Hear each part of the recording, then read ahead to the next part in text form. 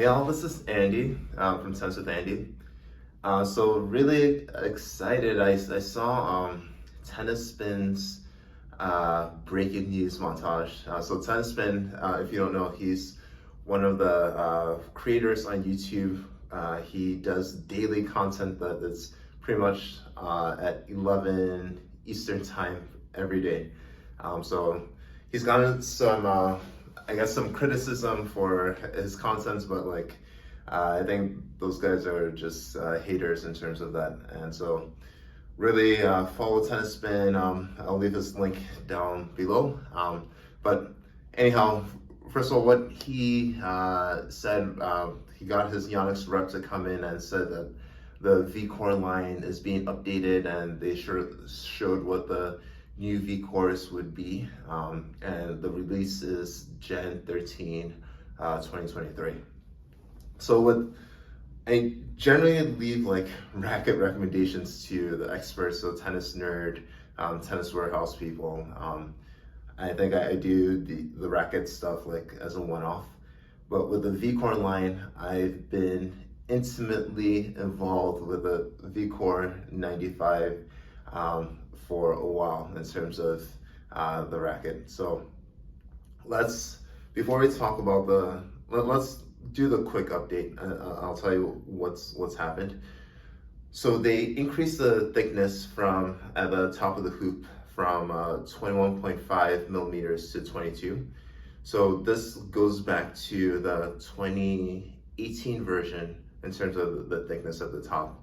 The 2020 version, is it 2020? Either 2020 or 2021 had 21.5 millimeters. So that's one thing they've done. They've made the head shape to be a little bit more isometric, so going back to their roots, and sort of increase the spacing of the strings, I believe around 10 and 2.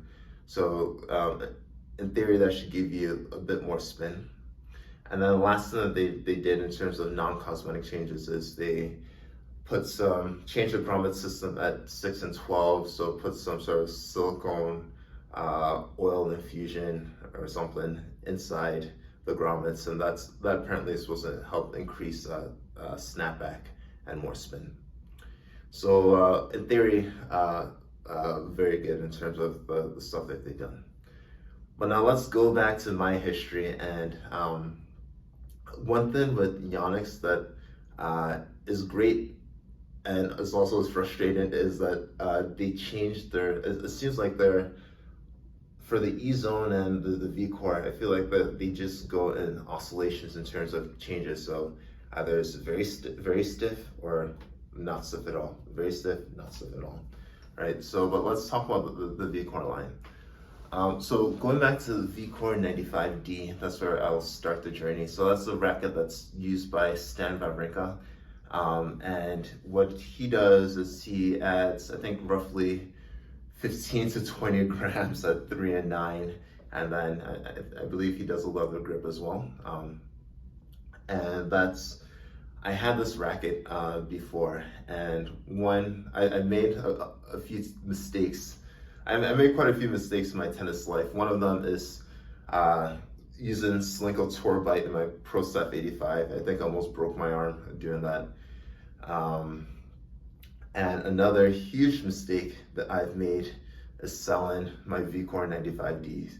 And that's one where like I absolutely love that racket. Like you add 4 or 5 grams at 3 and 9 and put a leather grip on it, and like one-handed backhands were beautiful. Like you could just swing as hard as you want, and you could place the ball on a dime.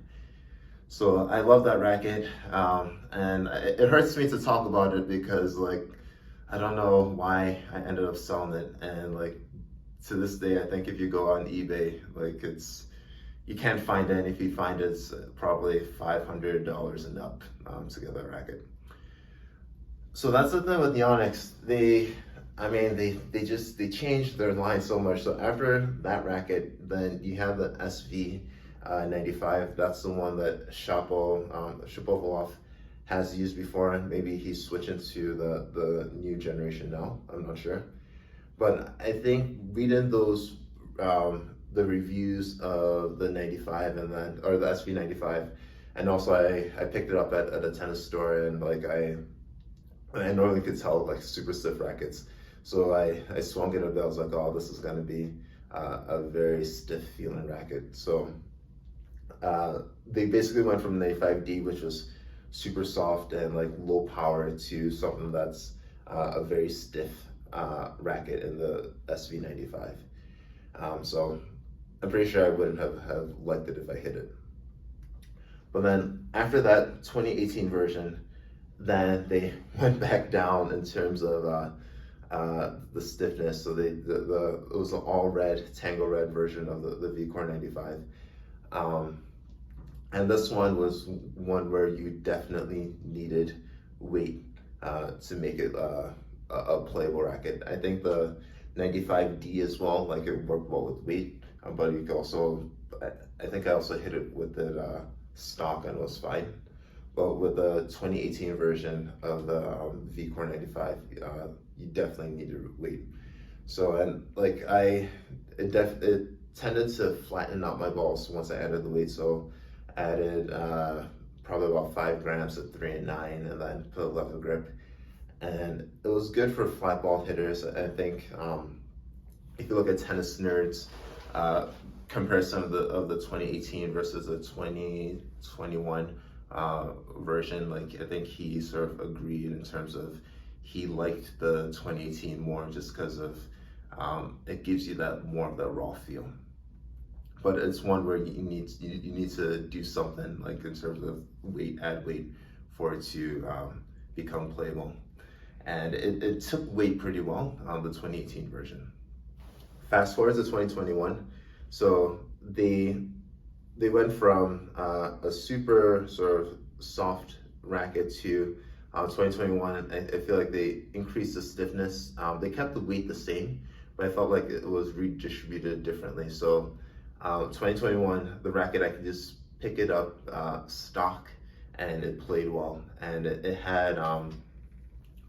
was absolutely great on the back end, both the one and the two-hander. I think it stiffened up a bit, but it still felt plush when hitting the ball. So I think to me that's the line where it's probably one of their better ones. I put that that version, the current version, just underneath, different from the Vcore 95D, but they're both very good, just slightly different trajectories. So with that version is one where my buddy Michael currently uses, and again, I mentioned it's like really great on the backhand. Kick serves were amazing. Like if you have a solid serve technique like Michael does, I feel like you're not gonna miss a serve because it's just lots of spin, just enough power, and the racket really cuts through the air, so you get a lot of net clearance and safety. The one issue that I've had with that racket is like it just goes too fast through the air, and that's not necessarily good for me on my forehand, where I kind of work better with something that resets the motion a bit. So I tend to add weight to like 12 o'clock on some of the lighter rackets. But with the current version of the Vcore 95, it doesn't take weights well, in my opinion. So once you start to add too much weight, then it loses some of its inherent spinniness and the reasons why like it's good stock, and that like you just get that natural spin and just a very smooth feeling racket. So what they also did with that version is they reduced the thickness down at the top of the hoop to 21.5 millimeters.